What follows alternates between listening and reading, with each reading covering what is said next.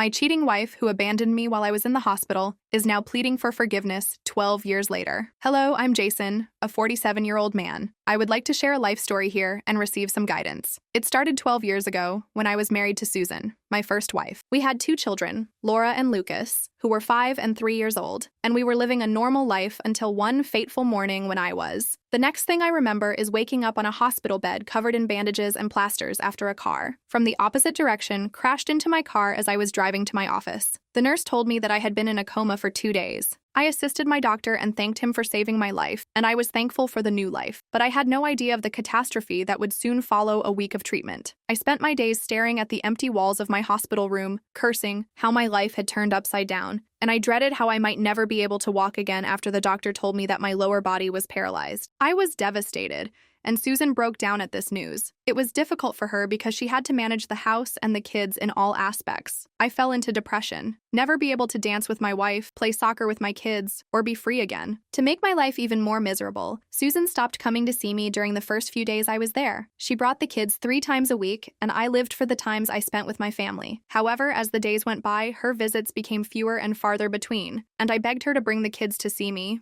but she refused. I was feeling hopeless about myself. One day, she gave me the divorce papers, saying, "I definitely can't spend my life with a handicapped man. I'm still young and desirable. I deserve a normal man." I would be lying if I said I didn't see that coming. I could tell she was going to leave me when she began to ignore me, but I didn't anticipate it happening so soon, just 1 month after my accident. Some of my friends told me that they had seen Susan hanging out hand in hand with a middle-aged man, who was probably in his 50s, in cafes and shopping centers on the weekends and evenings. Some said that she had an affair before my accident, while others said that her desperation led her to date a fat, grumpy old man after my accident. It had only been 2 months since my accident, and I had not yet been discharged and received divorce papers. Although I may have composed this while writing it, I was quite upset, devastated, and heartbroken at the time. I was wheelchair-bound, penniless, and divorced, with no money or savings after covering the EMS household expenses and the children's schooling. Fortunately, I had insurance that partially covered my hospital bills. I had to use my savings to cover the remaining costs, so I ended up with nothing. I wanted to scream, hit my head against the wall, and curse my fate. I'm not sure how I managed to stay sane at the time, but something inside of me kept me sane, likely the desire for vengeance. After being discharged, I moved in with my parents. I was 35 years old, divorced, and financially and physically dependent on my elderly mother. It was the most distressing feeling for a 35-year-old man to rely on a 60-year-old mother. Shortly after my discharge, I went to meet my kids, but when I got to my house, it was locked, and the neighbors informed me that Susan had moved to her lover's house with the pension money and the little money she made from her small shop in Asai, the suburbs. I was able to obtain the address of her boyfriend and made it to his house, but when I got to Susan's new residence, she refused to let me meet my kids, claiming that they had already adapted to her. According to my neighbors, Susan's lover was a fat old man who had been divorced twice but was filthy rich and had no children. Some even called Susan a cheap and a gold digger for having an affair with a grumpy old man for his fortune. She claimed that my abrupt appearance would further confuse them and threatened to issue a restraining order when I insisted on meeting my children. Since I was barely making ends meet on my mother's meager income and didn't have any money for a lawyer, I backed off. This was less than 6 months after my accident, and just a few months after my divorce. She was already living with someone. She belittled me by saying that I was a burden in her life. I asked her if she had cheated on me before the divorce because our divorce was settled a month ago, and she was already living with her lover. I was disgusted and asked her how she could leave me and move on so quickly. I knew I was a helpless father who was in a wheelchair, so what else could I do? She shooed me away by telling me that it was none of my business and that I should never again show her my ugly face. I continued to stare at her, thinking back on my 7 years of marriage, to that woman who, within a few months, replaced me with another man. I left the place crying, feeling defeated by the humiliation, and I sobbed like a 5-year-old in front of my mother, who comforted me and inspired me in my life. I was clueless about my life and lacked direction when I working in my mother's shop. I assisted her in making bouquets, serving customers, and cleaning the place. Eventually, I realized that the business had a lot of potential to grow, but my mother was too fragile to handle it herself, so I used my old contacts to get contracts with event management companies to supply flowers for events. Gradually, I assembled a team and took contracts for venue decorations and eventually started my own event management business. It took me 12 long years to start over, but my mother always had my back, encouraging me to get better. A year after my accident, I found out that Susan was leaving the city with my kids and her lover. I hurried to the house to meet my kids, but they had already left by the time I got there. Susan had full custody of my children and could make all the decisions for them because I was physically and financially incapable of contesting joint custody or challenging her restraining order because I was too poor to hire a lawyer, but Susan had a wealthy boyfriend, and I wasn't sure if he was already with her. Despite my repeated attempts to contact Susan, she insulted me and pushed me away. Before my accident, and if not for how he entered Susan's life out of the blue, all I knew was that he was a rich man with a lot of ancestral property. Over the past 12 years, whenever I had any leads about my children, I had tried to meet them, but was always unsuccessful. Susan had threatened to have me arrested because her boyfriend had the resources and connections to get away with anything, and that man, incidentally, never married Susan. I finally filed for joint custody a year ago after waiting impatiently for my event management business to stabilize. They are flying to my house next week, despite Susan's best efforts to object to my plea in court. I hired a good lawyer who made a strong case, and I was granted 15 days. In addition, my kids are now adults and were asked if they wanted to meet me, and they confirmed that yes, I am aware that I cannot make up for the past 12 years, but I still want to spend quality time with my kids as the time draws near. They are 17 and 15 years old, and while I am aware that teens are demanding these days, I hope that my kids are not cruel and toxic to the point of being mean. I'm not sure what stories Susan has told them over the past 12 years, and I'm not sure if I should tell them the truth. The truth about their mother, I'm not sure how to approach them. I'm worried and excited at the same time. Let's share with the community for a few comments. The first says, "Good job, man. You stood against all odds." The second says, "I'd suggest taking it easy and going with the flow. See how the children behave with you and let them bond with their granny." Before we continue, bond can help you win your kids. One last thing, don't reveal too much too soon because you'll be desperate. Your ex would have completely manipulated the kids, so be cautious if they're evil. Wow, this is terrible. I'm so sorry that this has all happened to you. In times like these, we should be able to rely on our partners and family for support. I'm so sorry you weren't able to, that you survived it alone, and you are a strong and courageous man, despite the cards that were dealt to you. Fortunately, you survived, and you have the opportunity to see your kids again, which is something to be thankful for. They want to meet you, so that's a sign. Just be yourself and enjoy every moment you can spend with them. I have a lot to share. Information about my current wife, Amy, is in my original post. Yes, I remarried a lovely woman 5 years ago. Amy is an interior designer. We met at an event where she was designing the wedding venue, and we were providing the flowers. At the time, I hadn't started my own business, so it wasn't love at first sight, but we got along well and continued to meet at these events over the following few months.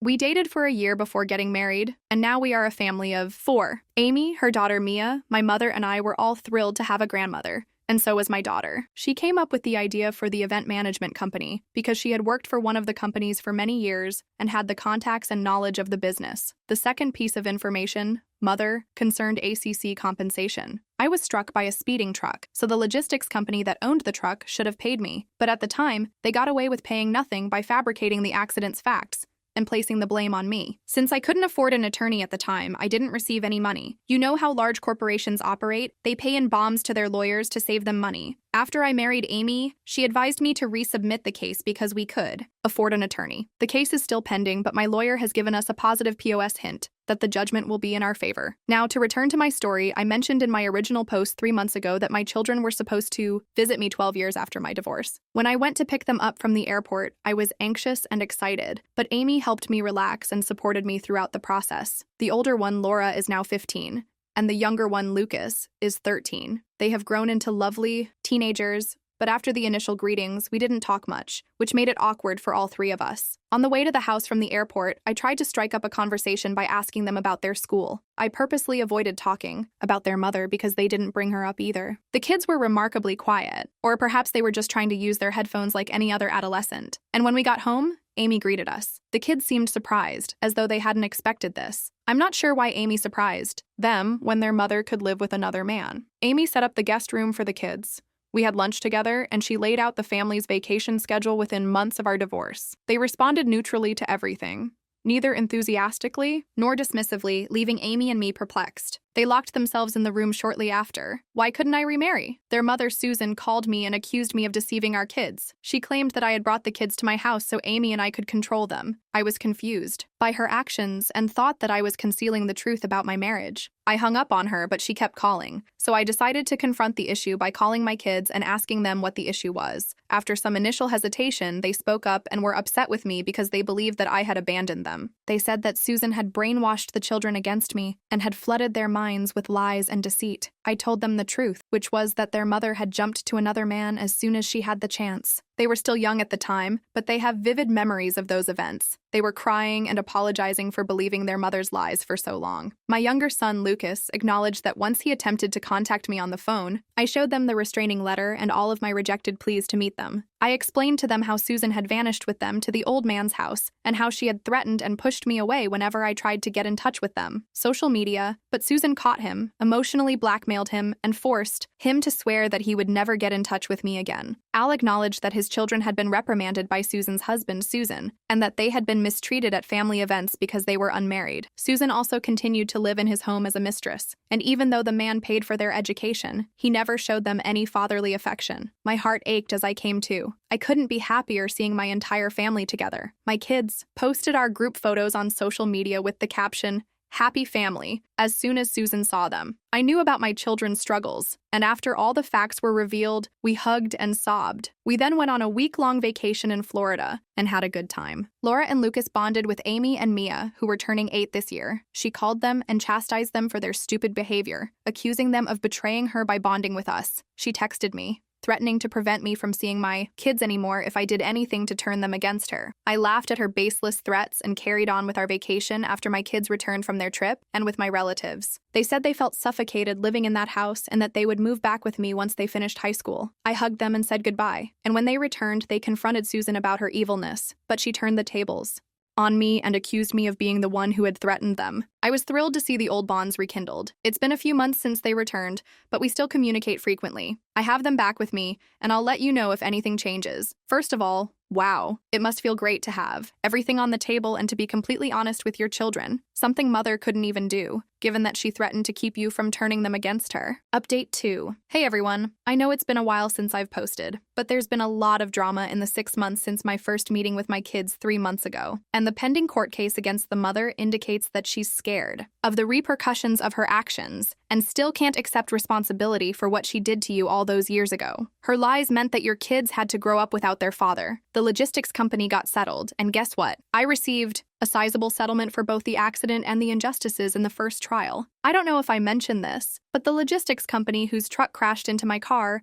manipulated the case and placed the blame for the accident on me, so I didn't receive any compensation at all. I appealed again at my wife's suggestion, and this time I was successful. I shared the new information with Susan showed up at my office a month later, holding my hand and asking for forgiveness. I was surprised by her unexpected appearance, and she revealed that after my accident, she became desperate and found that old man who wanted a sugar baby. I was unaware of all these terms until I Googled them that day. My children were equally thrilled, and they wanted to meet me. I promised to have them back with me permanently. The man had terrible experiences with a younger woman who stole his money after a few months, so he chose to settle with Susan, a 32-year-old sugar girl who had 2 children at the time, as a guarantee of her loyalty. The man said that he would not marry her and would instead keep her as a mistress because of the inheritance with my children, and Susan accepted his terms. He promised to provide for them and pay for their education, so I asked her why she hadn't found a job. She replied that she had never worked and wasn't sure if she could make enough money to live the kind of life her lover gave her for free. She insisted that she did everything in her power to ensure the children's future,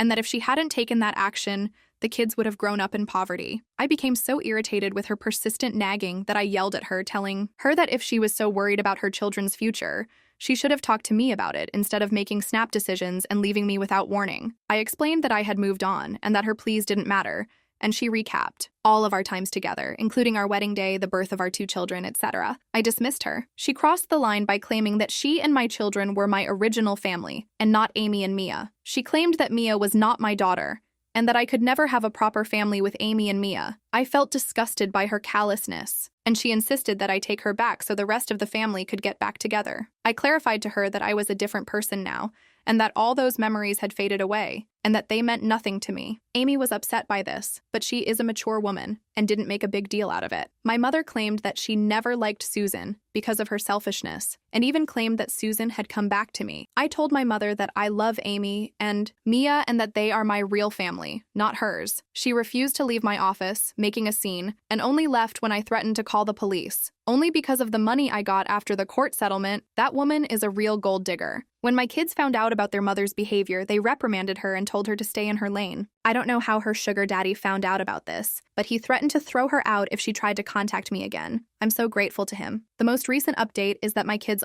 they would move in with me this month and will stay with us for a short while before I place them in a nearby college. They wanted to experience college life and live in a dorm. I think we should stay in touch, but we should also give ourselves some time to get to know one another. The kids have left Susan, and she is left with nothing but her sugar daddy. I hope she enjoys the sugar until it gets sour. But let's check with the first of all. I think it's how you made fun of the sugar daddy situation. Susan is a freeloader who jumped at the old man when she had the chance, so she was cheating on you before she received what she deserved. In the end, someone else commented, "Please give me the lawyer's contact information. I know someone who is stuck in a similar court case. I think it's great that you won against all odds. Good luck, man." That after you received a sizable payment, she returned, lost her children, and was left with nothing. We finally caught up with her, and we wish you and your children the best. The road ahead appears bright. What do you think of all of this? Please let us know in the comments below. Don't forget to like, subscribe, and hit the notification bell so you don't miss anything. We hope you won't miss our upcoming video. We'll see you then.